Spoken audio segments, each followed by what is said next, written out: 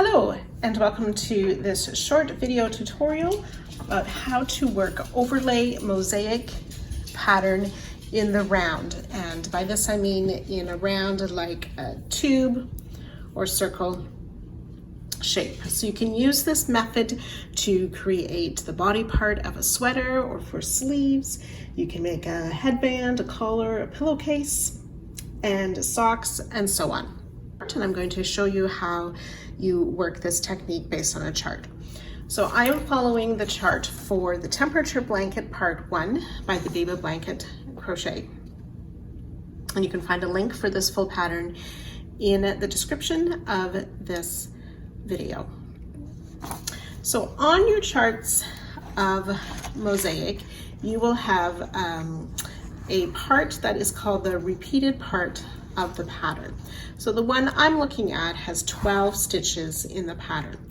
So to start this in the round, you would chain however many repeats of 12 or of this repeated part that you need.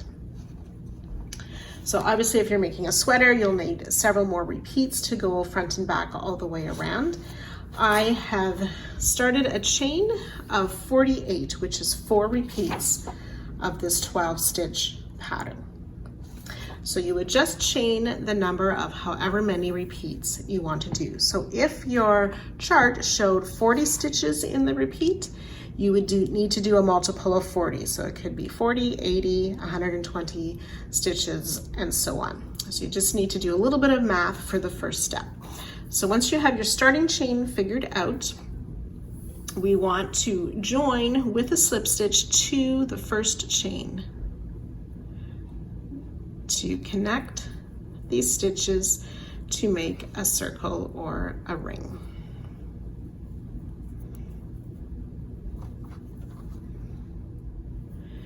And then we always need to chain 1. So that's an extra step that will not be shown on your chart as well. So we will chain 1 and work your rounds of the pattern. So my first round is going to be single crochet in all of the rounds. So I'm going to start in the stitch where we joined, and I'm going to place a single crochet in each of my chains all the way around.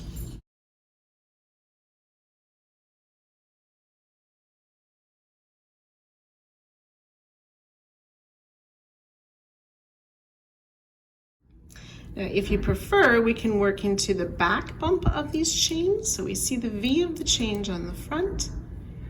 If we turn it over, we can see this back loop or back bump. So I'm going to join with a slip stitch to that first chain back bump. Make my chain 1, and then you can single crochet in each of those back bumps all the way around. And this method leaves a nice finished edge.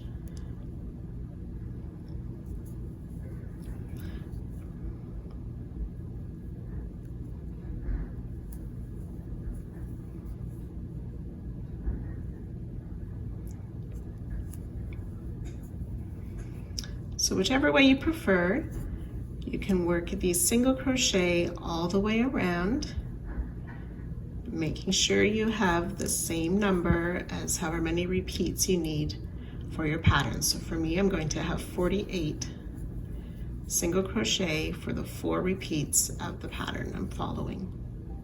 So I've worked my single crochet all the way around the circle, and you can see on the bottom edge, I have this nice edging created by working in the back bump. So now we want to join to our starting single crochet, but we're going to use what is called the invisible slip stitch join.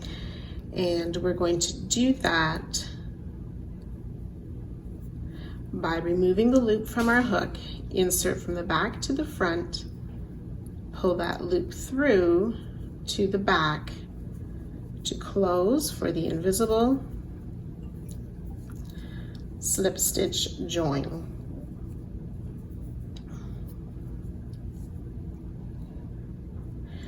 And then we'll be using a second color. So you could use multiple colors for these projects. I'm going to be using 2 for this demonstration. For this next row, I'm going to use my second color. Now, if you prefer, you can just pull a loop through, or you can fasten the end there as you work. So I'm just going to hold it, and I like to snug up my first color a little bit. There we go. Then we'll do our chain 1 to start the row.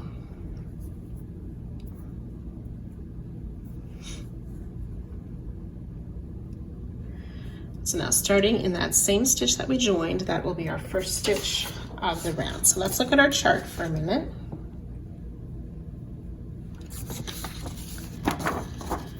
So when you have a typical overlay chart, you're working in rows, starting at this side and going across to the edge.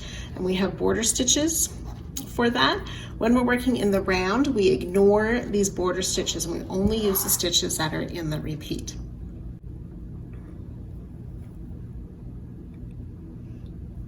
So we've just worked our foundation chain and our first row of single crochet. So with my second color, I'm going to do another row working back loop only single crochet, ignoring these border stitches.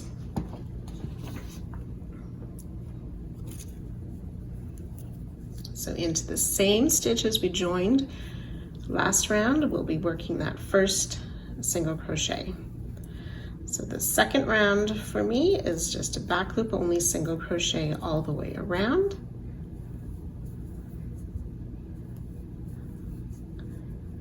And then I'll meet you again at the end of this round. So again, I'm at my last stitch of the round.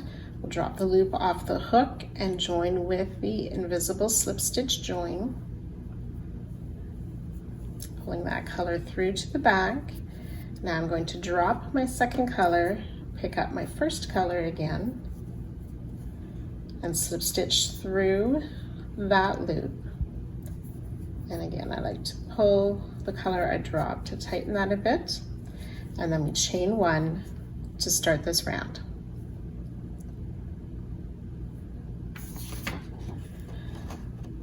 So now I'm looking at round 1. I have 6 back loop only single crochet and 1 double crochet 2 rows down, followed by 5 single crochet. So again, in that same first stitch that we joined, we work that back loop only single.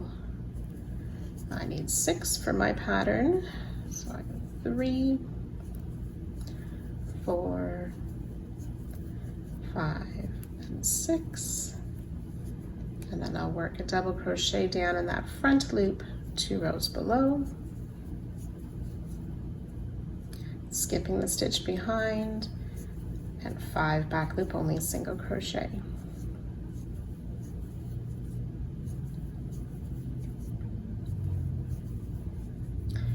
So that is the end of the row 1 of the actual repeated section on my chart.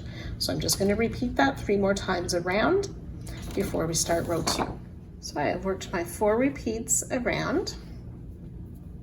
Coming to, I finished that last stitch, and we need to join with that invisible slip stitch to our first stitch. Pull the loop through.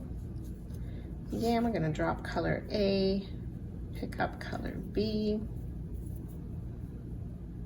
Move those tails out of the way. Some slip stitch through that loop, and again, I like to tighten that, make our chain 1 to start the next row. So now I'm looking at row 2. I have 5 back loop only singles, a double crochet, a back loop single, a double crochet, and 4 back loop singles.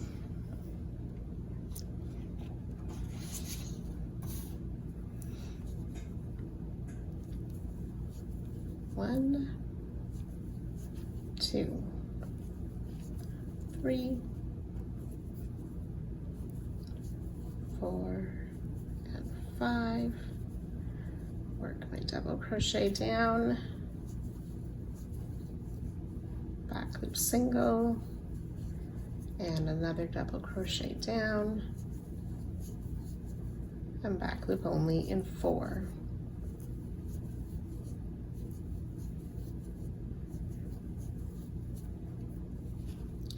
So again, I'll repeat that 3 more times all the way around. Again, I've worked those 4 repeats around. Invisible slip stitch join.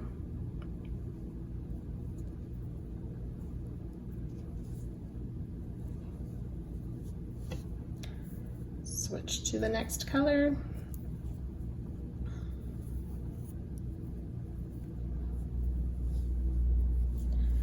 And tighten the color that we dropped. Chain 1. So now my 3rd row, I start with my 4 back loop single crochet, a double, 3 back loop singles before the 2nd double, ending with 3 back loop singles.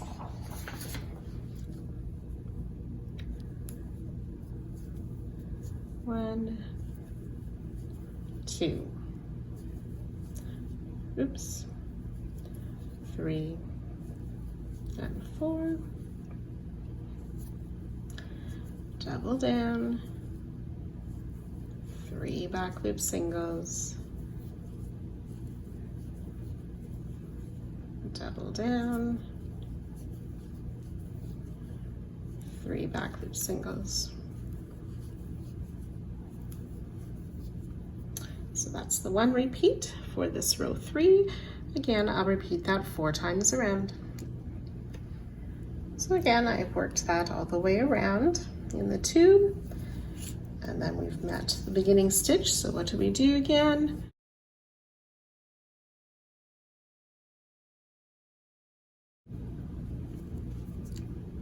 The invisible slip stitch join, change colors with a slip stitch, tightening up the color we just finished with,